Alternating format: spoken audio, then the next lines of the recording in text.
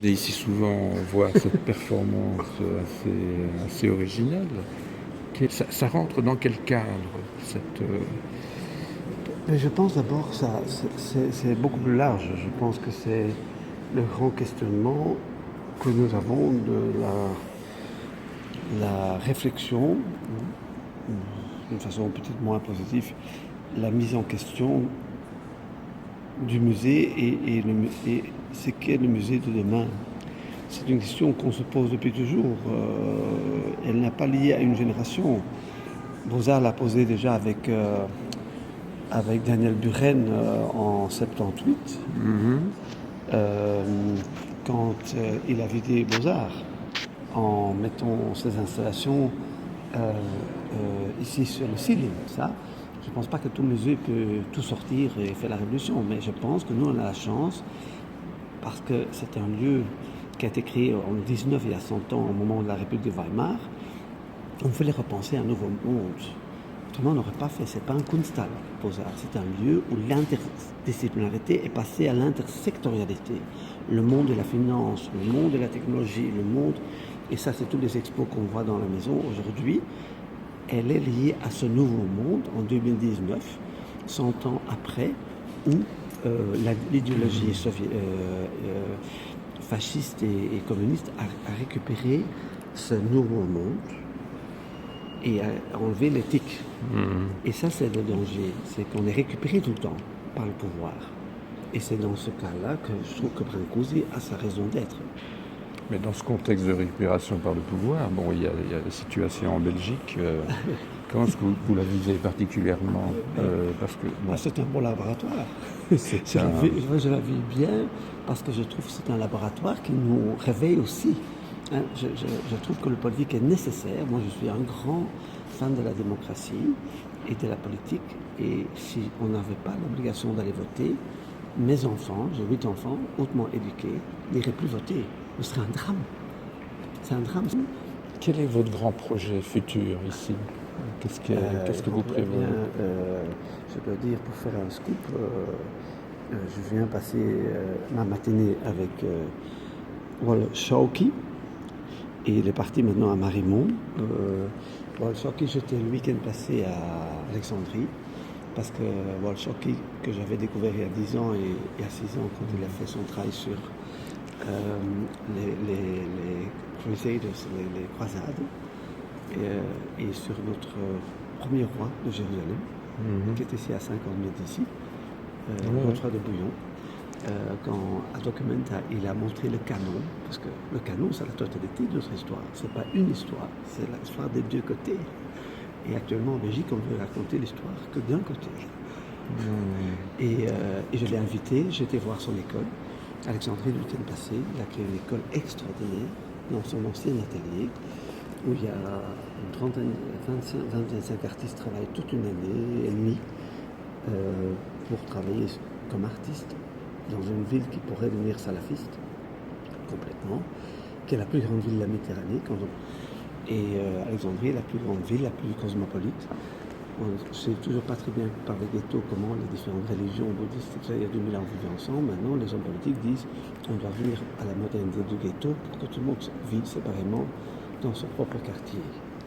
2000 ans plus tard, si on parle des villes de demain, et si on parle de la ville de Sienne au XIIIe siècle, entre le bon et le mauvais gouvernement, cette peinture à Sienne, c'est tout ça qui nous inspire, et c'est pour ça aussi pour lequel je vais aller à Moussoul, pour la construction de cette ville incroyable.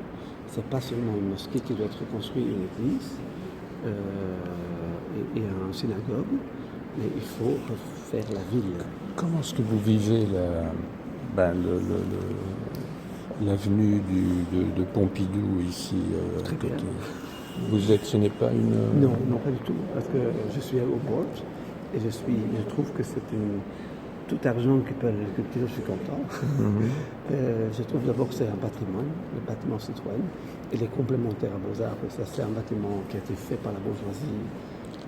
Fin du 19e, il y avait 3 projets. Il y avait Léopold II avec tout la Bruxelles, il y avait les socialistes avec Maison de la Culture, Maison du Peuple. Les bourgeois ont fait ceci.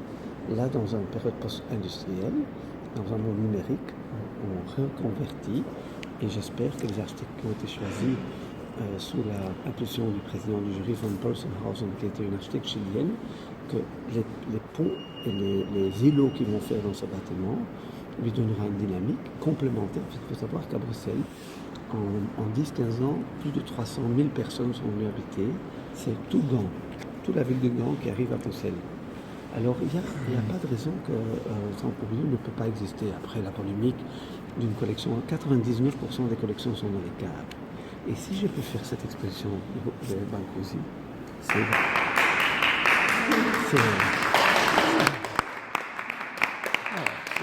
pas de danse.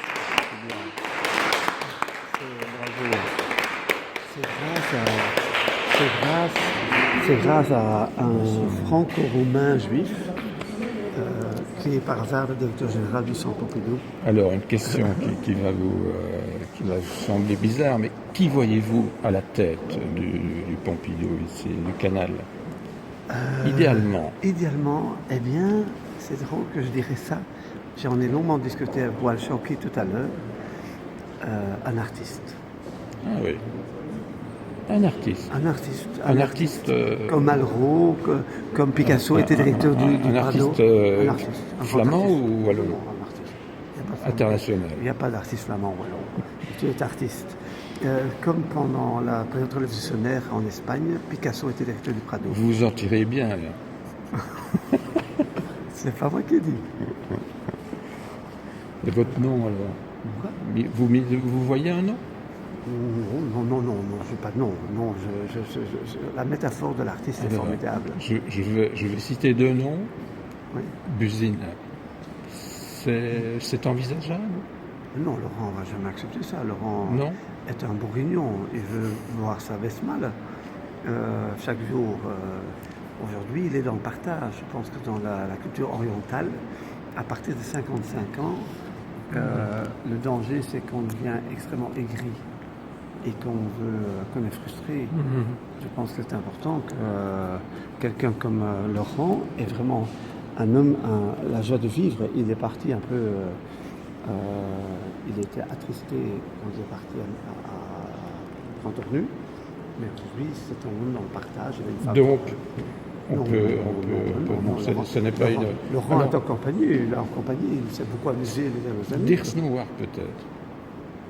Oui, mais est-ce qu'il pourrait accepter une fonction s'il a une grande liberté, mais il faut avoir un homme libre et avoir la liberté de pouvoir agir. Enfin, un homme libre. Absolument, mais c'est une possibilité. Ah oui, certainement le profil. Il a le profil. Absolument, le profil. Il a le profil. Il a le profil, absolument. Il a absolument le profil.